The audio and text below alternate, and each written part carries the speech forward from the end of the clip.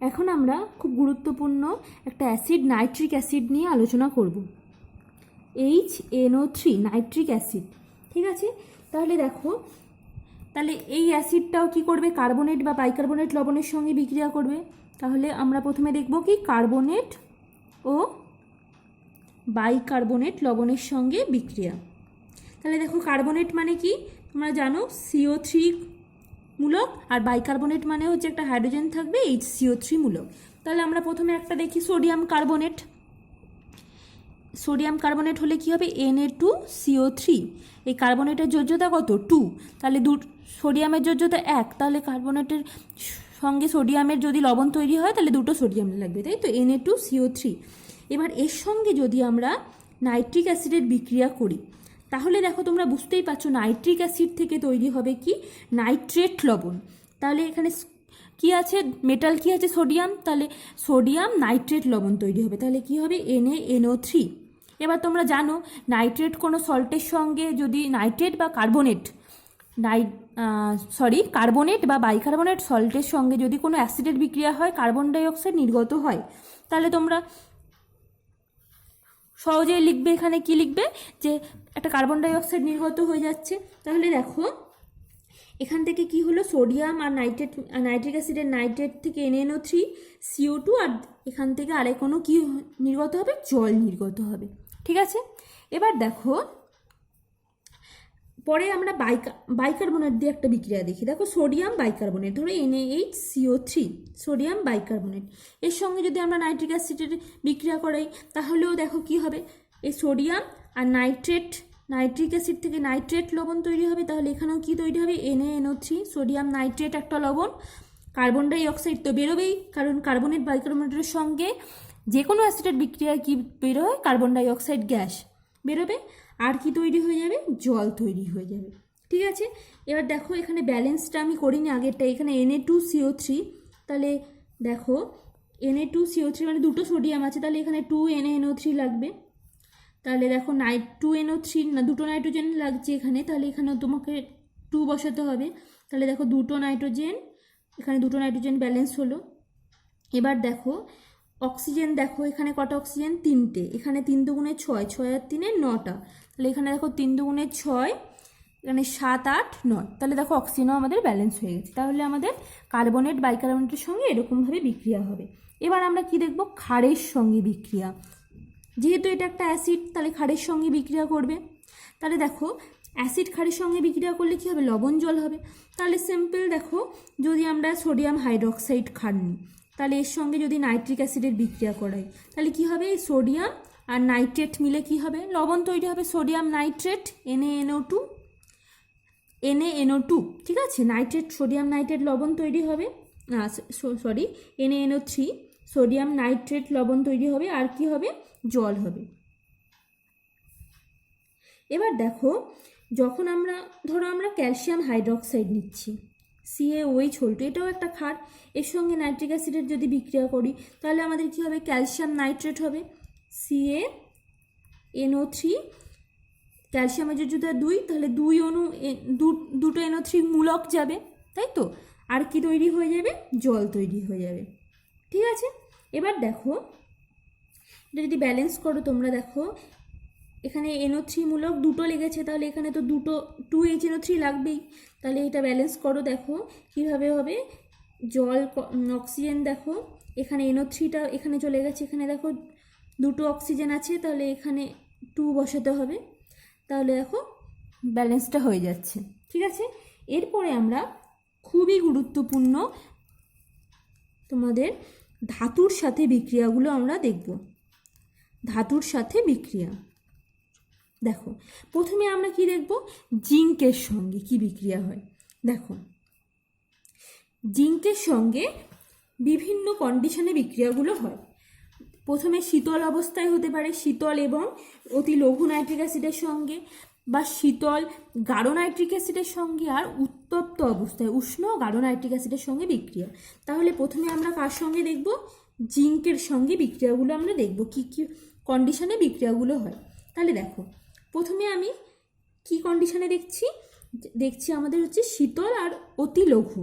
তাহলে দেখো জিঙ্কের সঙ্গে যদি আমরা নাইট্রিক অ্যাসিডের বিক্রিয়া করি, তাহলে কি হবে, জিঙ্ক আর নাইট্রিক অ্যাসিডের নাইট্রেট লবণ তৈরি হবে। তাহলে ZnNO3, জিঙ্কের যোজ্যতা 2, তাই ZnNO3 2, এটা নাইট্রেটের যোজ্যতা 1, তাহলে সেজন্য এটা ব্যালেন্স করার জন্য ZnNO3 2 হবে। এবার খুব গুরুত্বপূর্ণ যেটা, সেটা হচ্ছে N2O, নাইট্রাস অক্সাইড। এটা তোমরা মনে রাখবে, এটা কি, নাইট্রাস অক্সাইড। তাহলে দেখো, যদি আমরা এটা কি করেছিলাম, শীতল ও অতিলঘু, কি অতিলঘু, এই যে নাইট্রিক অ্যাসিড, মানে খুব জলে অনেকটা বেশি করে আমরা নাইট্রিক অ্যাসিড মিশিয়ে নিয়েছি, তাহলে ওটা অনেক লঘু হয়ে গেছে। এবং ঠান্ডা অবস্থায় যদি আমরা বিক্রিয়া করি, তাহলে আমরা কি পেয়ে যাচ্ছি, ZnNO3 2, zinc nitrate, nitrous oxide, আর কি হবে, জল তৈরি হবে, H2O। ঠিক আছে, তাহলে এটা হয়ে গেল কি, শীতল এবং অতি লঘু নাইট্রিক অ্যাসিডের সঙ্গে বিক্রিয়া করলে। এরপরে আমরা দেখব কি, এরপরে আমরা দেখব শীতল ও নাতি গাঢ়, মানে খুব গাঢ়ও না আবার লঘুও না। ঠিক আছে, তাহলে তার সঙ্গে বিক্রিয়া করলে কি হবে, দেখো জিঙ্ক নাইট্রিক অ্যাসিডের সঙ্গে বিক্রিয়া করছি আমরা। দেখো এখানে আমাদের কন্ডিশন কি, শীতল ও নাতি গাঢ়, মানে ধরো 1:1 অনুপাতে জল আর নাইট্রিক অ্যাসিডের প্রপোর্শন হচ্ছে 1:1, মানে যতটা আমি নাইট্রিক অ্যাসিড নিয়েছি ততটা জল নিয়েছি, সেরকমভাবে নাইট্রিক অ্যাসিডের দ্রবণ তৈরি করেছি। এবার এর সঙ্গে যদি জিঙ্কের আমরা বিক্রিয়া করি, তাহলে দেখো কি তৈরি হয়ে যাবে, সে একই রকমভাবে নাইট্রেট সল্ট হবে, ZnNO3 2। এবার যেটা গুরুত্বপূর্ণ, আগের ক্ষেত্রে আমাদের কি হয়েছিল, আগের ক্ষেত্রে আমাদের হয়েছিল নাইট্রাস অক্সাইড N2O, এবার আমাদের কি হবে, নাইট্রিক অক্সাইড NO, আর কি হবে, জল H2O। তাহলে এটা কি, এটা হলো আমাদের নাইট্রিক অক্সাইড। ঠিক আছে, তাহলে এটা দেখো, এটা যদি ব্যালেন্স করো, দেখো কি হবে, যে NO3 2, তাহলে দেখো যদি আমরা এখানে ধরো আমরা অক্সিজেন, আগে দেখো এখানে অক্সিজেন কটা লাগছে, 3 দুগুণে 6টা, 7টা 8টা, 8টা অক্সিজেন লাগছে। তাহলে আমি এখানে যদি আমি এখানে 8 বসাই, তাহলে দেখো আমাদের কি হচ্ছে, দেখো নাইট্রোজেন কটা, আমাদের আগে দেখতে হবে কি, যে এখানে টোটাল মোট নাইট্রোজেন কটা আছে। এখানে দেখো নাইট্রোজেন আছে, এখানে একটা আছে আর এখানে দুটো আছে। তাহলে যদি আমরা এখানে 2NO করি, তাহলে 2টো নাইট্রোজেন এখানে হলো, তাহলে এখানে 8টা নাইট্রোজেন আছে, তাহলে এখানে 2টো চলে গেল, আর বাকি টোটাল 6টা পড়ে রইলো, তাই আমি এখানে একটা 3 বসালাম। তাহলে দেখো আমাদের এখন এখানে 3 দুগুণে 6টা নাইট্রোজেন, আর এখানে 2টো নাইট্রোজেন, তাহলে নাইট্রোজেন ব্যালেন্স হয়ে গেল। এবার দেখো, এবার আমাদের অক্সিজেনের ব্যালেন্স দেখি, এখানে দেখো অক্সিজেন কত, 3 8 24টা, তাহলে এখানে কতগুলো অক্সিজেন হয়েছে, দেখো 3 দুগুণে 6, 3 6 18, এখানে 18, এখানে দেখো 19 20, তাহলে বাকি রইল কত, 4টে, তাহলে এখানে আমি 4 বসিয়ে দিলাম। ঠিক আছে, এবার দেখো হাইড্রোজেন দেখে নাও, এখানে 8টা হাইড্রোজেন, দেখো এখানে হাইড্রোজেন নেই, এখানে হাইড্রোজেন 4 দুগুণে 8টা হয়ে গেল। ঠিক আছে, বেশ। এবার দেখো আর কি বাকি রইল, জিঙ্ক 3টে, তাহলে এখানে আমাদের সামনে একটা 3Zn বসিয়ে দিতে হবে। ঠিক আছে, এরপরে দেখো, এরপরে যদি আমরা জিঙ্কের সঙ্গে নাইট্রিক অ্যাসিডের বিক্রিয়া করি, কিন্তু সেটা কি অবস্থায়, উত্তপ্ত অবস্থায়, এবং গাঢ় নাইট্রিক অ্যাসিড, উত্তপ্ত ও গাঢ় নাইট্রিক অ্যাসিডের সঙ্গে বিক্রিয়া করি, তাহলে কি হবে, ZnNO3 2, জিঙ্ক নাইট্রেট হবেই। এবার মজার জিনিস হবে কি, এখানে কি হবে, নাইট্রোজেন ডাই অক্সাইড তৈরি হয়ে যাবে, N2O, নাইট্রোজেন ডাই অক্সাইড তৈরি হবে, আর কি হবে, জল তৈরি হবে। ঠিক আছে, তাহলে দেখো এটা কি, এটা হলো নাইট্রোজেন ডাই অক্সাইড। দেখো এখানে এটার ব্যালেন্স করার জন্য আমি যদি এখানে 4HNO3 দিই, তাহলে দেখো ZnNO3 এখানে হচ্ছে নাইট্রোজেন, এখানে 2টো, এখানে 2টো 4টে হয়ে গেল, এখানে 4টে হয়ে গেল। দেখো এখানে তারপরে হাইড্রোজেন, দেখো এখানে 4টে হাইড্রোজেন, এখানে তাহলে কি করতে হবে, একটা 2H2O বসাতে হবে। এবার এখানে দেখো দেখো এখানে ZnNO3 তাহলে জিঙ্ক একটাই আছে, এখানে একটা জিঙ্ক আছে। এবার নাইট্রোজেনটা দেখো তো তোমরা, নাইট্রোজেন দেখো, আচ্ছা সরি আমি একটা ভুল বলেছি, নাইট্রোজেন ডাই অক্সাইড, তাহলে ডাই অক্সাইড মানে অক্সিজেন দুটো আছে, তাহলে এখানে N2O নয়, হ্যাঁ NO2, nitrogen die oxide, oxide oxygen দুটো, তাহলে এটা কি NO2 নাইট্রোজেন ডাই অক্সাইড। আমি আরেকবার লিখে দিচ্ছি এখানে নিচে NO2 নাইট্রোজেন ডাই অক্সাইড। তাহলে দেখো এবার ব্যালেন্সটা দেখো, এখানে দেখো দুটো নাইট্রোজেন, এখানে একটা, তাহলে আমি যদি এখানে 2 বসাই তাহলে দেখো টোটাল এখানে দুটো, এখানে দুটো, চারটে, তাহলে এখানে চারটে হয়ে গেল। এখানে অক্সিজেন দেখে নাও, অক্সিজেন এখানে 2 দুগুণে 4, এখানে দুটো 6টা, এখানে 3 দুগুণে 6, তাই তো? তাহলে দেখো কটা হচ্ছে, 12টা হচ্ছে, 6 আর 6 12, আর এখানেও দেখো 3 4 12। তাহলে আমাদের এবার তাহলে তোমরা দেখো এই বিষয়টা থেকে এখানে সাম আপ করো, যদি লঘু শীতল এবং লঘু নেওয়া হয় তাহলে আমাদের কি তৈরি, কি পাচ্ছি আমরা পাচ্ছি শীতল ও লঘু থেকে পাচ্ছি নাইট্রাস অক্সাইড N2O। তারপরে যখন আমরা মানে শীতল এবং নাতি গাঢ় নিচ্ছি তখন আমরা কি পাচ্ছি নাইট্রিক অক্সাইড NO। তারপরে যখন আমরা উত্তপ্ত গাঢ় নিচ্ছি তখন আমরা কি পাচ্ছি নাইট্রোজেন ডাই অক্সাইড NO2। তাহলে দেখো এখানে তোমরা বুঝতে পারছো এখানে কি হচ্ছে, নাইট্রোজেন N2O, নাইট্রোজেনের পরিমাণ আস্তে আস্তে কমছে। দেখো এখানে দুটো নাইট্রোজেন একটা অক্সিজেন ছিল, তারপরে একটা নাইট্রোজেন কমে গিয়ে হলো NO। এখন দেখো নাইট্রোজেনের পরিমাণ কমে গেল, বেড়ে গেল কার পরিমাণ, অক্সিজেনের পরিমাণ। তাহলে এই জিনিসটা তোমরা মনে রাখবে, কি হয় N2O, তার থেকে একটা নাইট্রোজেন কমবে প্রথমে, তারপরে একটা অক্সিজেন বাড়বে। এটা কি, এটা হচ্ছে শীতল লঘু, এটা হচ্ছে শীতল এবং নাতি গাঢ়, এটা হচ্ছে উষ্ণ এবং গাঢ়।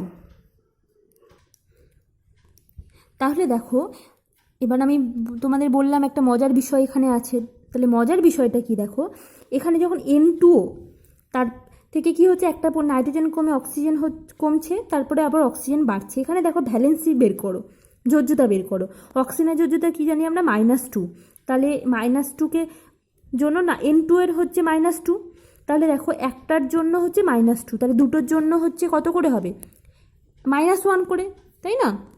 তাহলে তোমরা জানো নিশ্চয়ই কীভাবে বের করতে হবে। ধরো আমি এখানে তোমাদের দেখাচ্ছি, হ্যাঁ ধরো N2 এর ভ্যালেন্সি বের করতে হবে, তাহলে আমরা কীভাবে বের করব, আমরা নাইট্রোজেনের ভ্যালেন্সি জানি না, ধরে নিচ্ছি x, তাহলে দুটো নাইট্রোজেনের জন্য আমি ধরে নিচ্ছি 2x ভ্যালেন্সি, আর অক্সিজেনের ভ্যালেন্সি কত আমরা জানি -2, তাহলে এটা তো নিউট্রাল প্রশম মলিকুল, তাহলে =0, তাহলে x = কত, দেখো এটা এদিকে চলে গেল, মাইনাসটা ওদিকে গেলে হলো প্লাস, আর 2x আছে, তাহলে x = কত হয়ে গেল 1।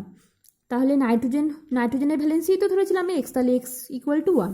তাহলে দেখো এখানে N2 এর, এই যে দেখো N2 এর এখানে নাইট্রোজেনের ভ্যালেন্সি কত, +1। এবার যদি নাইট্রিক অক্সাইড NO দেখো, তাহলে অক্সিজেনের হচ্ছে -2, তাহলে আমি যদি এটা x ধরি তাহলে x মাইনাস, আমি এখানে করছি, হ্যাঁ তোমরা দেখো x -2 = 0, তাই না? অক্সিজেন হচ্ছে -2, তাহলে এখান থেকে আমরা কি পাচ্ছি, x = 2, তাহলে না এখানে কত হয়ে গেল, +2। এবার NO2 দেখো, আমি নাইট্রোজেনের ধরে নিচ্ছি আবার x, এবার অক্সিজেনের দেখো একটা অক্সিজেনের -2, তাহলে দুটো অক্সিজেনের জন্য কি 2 × -2 তার মানে 4 = 0, এটা প্রশম মলিকুল, তাহলে এদের চার্জ 0, তাহলে এখান থেকে x = কত, 4। তাহলে মজার জিনিসটা তোমরা কি দেখলে, যত কনসেন্ট্রেশন বাড়ছে নাইট্রিক অক্সাইডের তত নাইট্রোজেনের যোজ্যতাও কি হচ্ছে, বাড়ছে, +1 থেকে +2, তার থেকে +4। এবার একটা জিনিস তোমরা জানো যে নাইট্রাস অক্সাইড এটা কি নামে পরিচিত, তোমরা সবাই জানো, লাফিং গ্যাস, তাই না? এটা খুব ইম্পর্টেন্ট, তোমরা মনে রাখবে নাইট্রাস অক্সাইড হচ্ছে লাফিং গ্যাস, ঠিক আছে? এটা কিন্তু কালারলেস, বর্ণহীন। আবার দেখো যে নাইট্রোজেন ডাই অক্সাইড NO2, এটা হচ্ছে কি বাদামি বর্ণের একটা গ্যাস নির্গত হয়। ল্যাবরেটরিতে যখন করা হয় তখন এই টেস্ট করার সময় তখন কি হয়, বাদামি বর্ণের একটা গ্যাস নির্গত হয় নাইট্রিক অ্যাসিড টেস্ট করার সময়। এরপরে আমরা কপারের সঙ্গে বিক্রিয়া দেখব। দেখো কপারের সঙ্গে বিক্রিয়াও কিন্তু ঠিক একইভাবে অতিলঘু, শীতল নাতি গাঢ় আর গাঢ় উষ্ণ ঠিক একই রকমভাবে বিক্রিয়া হয়। তাহলে আমি দেখো কপারের সঙ্গে আমরা বিক্রিয়া করছি কার, নাইট্রিক অ্যাসিডের, তাহলে নিশ্চয়ই লবণ তৈরি হবে। যেরকম জিঙ্কের সঙ্গে হয়েছে নাইট্রেট লবণ, কপারের সঙ্গেও তাই হবে, copper nitrate CuNO3 copper nitrate. আর কি হবে, ঠিক একই রকমভাবে প্রথমে কি তৈরি হবে, নাইট্রাস অক্সাইড N2O, আর তৈরি হয়ে যাবে কি, জল। কি তৈরি হবে, জল। ঠিক আছে, এটা তাহলে কি, শীতল ও অতি লঘু। ঠিক একইভাবে এবার যদি কপারের সঙ্গে আমরা 1:1 নিই, মানে যতটা জল ততটা নাইট্রিক অ্যাসিড, আর শীতল অবস্থাতেই যদি বিক্রিয়া করাই, তাহলে কি তৈরি হবে, আবার তৈরি হয়ে যাবে কি, কপার নাইট্রেট লবণ তো তৈরি হবে। এবার কি হবে, তোমরা আগেই বললাম আমি, নাইট্রিক অক্সাইড NO তৈরি হয়ে যাবে, আর কি তৈরি হবে, জল তৈরি হবে। এবার দেখো, যখন আমরা গাঢ় এবং উষ্ণ নাইট্রিক অ্যাসিডের সঙ্গে বিক্রিয়া করব, গাঢ় এবং উষ্ণ নাইট্রিক অ্যাসিডের সঙ্গে বিক্রিয়া করব, তখন কি তৈরি হবে, আবার হবে কপার নাইট্রেট লবণ, আর কি তৈরি হবে, নাইট্রোজেন ডাই অক্সাইড NO2H2O। তাহলে তোমরা কি দেখলে, শীতল ও লঘু থাকলে হচ্ছে নাইট্রাস অক্সাইড, যদি শীতল এবং হচ্ছে 1:1 মানে নাতি গাঢ় যদি কনসেন্ট্রেশনের নাইট্রিক অ্যাসিড নিই, তাহলে কি হবে, নাইট্রিক অক্সাইড, আর যদি গাঢ় এবং উষ্ণ নিই তাহলে কি হয়ে যাবে, নাইট্রোজেন ডাই অক্সাইড। এই ব্যালেন্সটা আমি করলাম না, একইভাবে তোমরা ব্যালেন্সটা করতে পারবে, যেরকম জিঙ্কের আমি দেখালাম সেরকমভাবে তোমরা করতে পারবে। এবার আরেকটা ধাতু দেখো, ম্যাগনেসিয়ামের সঙ্গে বিক্রিয়া কি। দেখো, ম্যাগনেসিয়ামের সঙ্গে যখন নাইট্রিক অ্যাসিডের বিক্রিয়া হয়, শীতল এবং অতি লঘু নাইট্রিক অ্যাসিড, শীতল আর কি নাইট্রিক অ্যাসিডটা হচ্ছে অতি লঘু, মানে অনেকটা পরিমাণ জল মিশিয়ে নিয়েছি আমরা নাইট্রিক অ্যাসিডের সঙ্গে, তাহলে লঘু হয়ে গেছে। এর সঙ্গে বিক্রিয়া করলে কি হবে, হাইড্রোজেন গ্যাস নির্গত হবে, আর কি তৈরি হবে, লবণ তো তৈরি হবেই, তাহলে নাইট্রেট লবণ, তাহলে ম্যাগনেসিয়াম নাইট্রেট MgNO3 তাহলে কি নির্গত হয়ে গেল, আমাদের হাইড্রোজেন গ্যাস। এবার যদি আমরা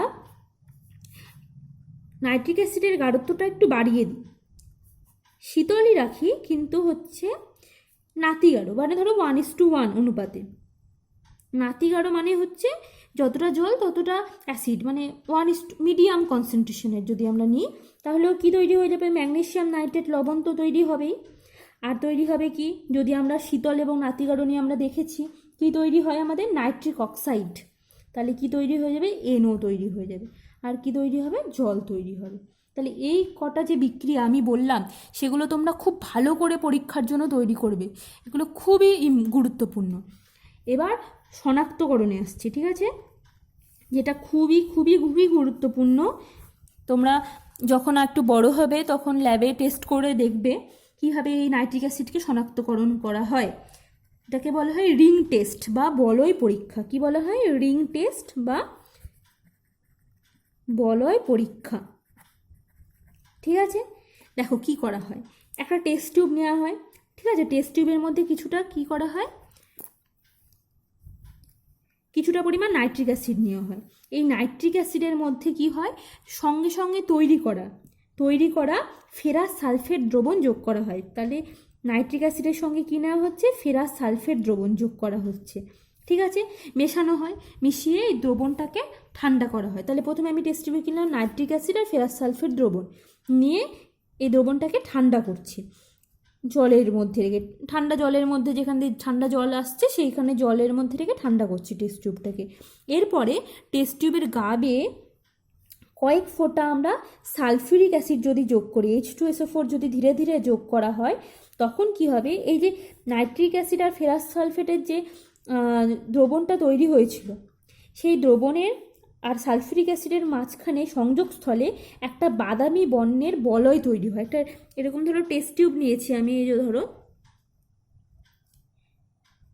এটা ধরো টেস্ট টিউব নিয়েছি। এবার টেস্ট টিউবে কি হয়েছে, আমি সালফিউরিক অ্যাসিড দিয়েছি, নাইট্রিক অ্যাসিড দিয়েছি, ফেরাস সালফেট দিয়েছি। এবার এদের মাঝখানে যে ধরো এই দ্রবণটা, এই মাঝখানে সংযোগস্থলে একটা ব্রাউন কালারের রিং তৈরি হয়, এটাকেই বলা হয় বাদামি বলয়। ঠিক আছে, এই যে বাদামি বলয়টা তৈরি হচ্ছে, যে এটা কি কালারের, ব্রাউন কালারের, এটা অ্যাকচুয়ালি কি, এটা হচ্ছে নাইট্রোসো ফেরাস সালফেট পেন্ট্রাহাইড্রেট। আমি দেখো বিক্রিয়াটা তোমাদের দেখাচ্ছি, ঠিক আছে, কি কি নিয়েছি আমরা, ফেরাস সালফেট, আর কি নিয়েছি H2SO4, আর কি নিয়েছি নাইট্রিক অ্যাসিড। তাহলে কি তৈরি হয়েছে, Fe2SO4 তৈরি হয়েছে নাইট্রিক অক্সাইড আর জল। এবার দেখো এই যে FeSO4 এ 6 অণু জলের সঙ্গে বিক্রিয়া করে কি তৈরি করে, FeH2O6SO4, একটা আয়রনের একটা জটিল যৌগ, এটাকে বলা হয় জটিল যৌগ, একটা জটিল যৌগ তৈরি করে। এবার এই যে এখানে নাইট্রিক অক্সাইডটা উৎপন্ন হয়েছিল, এই যে নাইট্রিক অক্সাইড, এটা কি করবে, এর সঙ্গে বিক্রিয়া করবে। তাহলে দেখো বিক্রিয়া করলে কি হয়, তাহলে আমরা কি পেয়েছি, H2O6, এটাকে বলা হয় হেক্সা অ্যাকুয়া, জলকে অ্যাকুয়া বলা হয়। তাহলে দেখো হেক্সা অ্যাকুয়া সালফেট, এটা তো এর সঙ্গে বিক্রিয়া হচ্ছে কার, নাইট্রিক অক্সাইড। এর সঙ্গে বিক্রিয়া হলে যে জটিল যৌগটা তৈরি হয় সেটা দেখো কি হয়, H2O5, এখান থেকে এখানে 6টা H2O আছে থার্ড ব্র্যাকেটের মধ্যে, এখান থেকে একটা H2O বেরিয়ে যায়, তার জায়গায় কি ঢোকে, একটা NO ঢোকে, তাহলে কি হলো, NO এখানে, ঠিক আছে। আর এখানে কি পড়েছিল, এখানে SO4, তাহলে এখানে SO4 পড়েই থাকছে।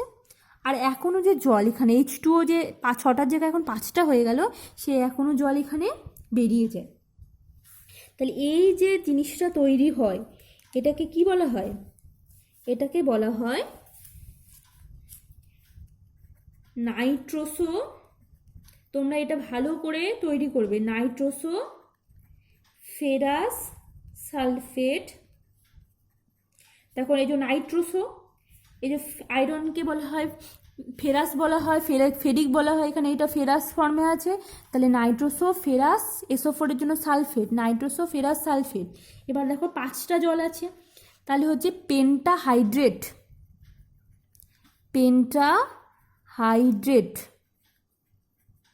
এই যে জটিল যৌগটা তৈরি হয় এটাই হচ্ছে এখানে রিং আকারে থাকে। এই যে বাদামি বলয় যেটা হয় এখানে, সেটা হচ্ছে কি এই যে এই জিনিসটা, ঠিক আছে। তোমাদের পরীক্ষায় অনেক সময় আসে যে নাইট্রিক অ্যাসিডের শনাক্তকরণে যে বাদামি বলয় তৈরি হয়, সেই বাদামি বলয়ে কোন জটিল যৌগটি তৈরি হয় সেটির নাম লেখো, তখন তোমাদেরকে এটা লিখতে হবে নাইট্রোসো ফেরাস সালফেট পেন্টাহাইড্রেট। আর যদি সংকেত লিখতে বলে তাহলে তোমরা এটা লিখবে। তাহলে এই নাইট্রিক অ্যাসিডের এই কটা খুব গুরুত্বপূর্ণ বিক্রিয়া তোমরা ভালোভাবে তৈরি করবে।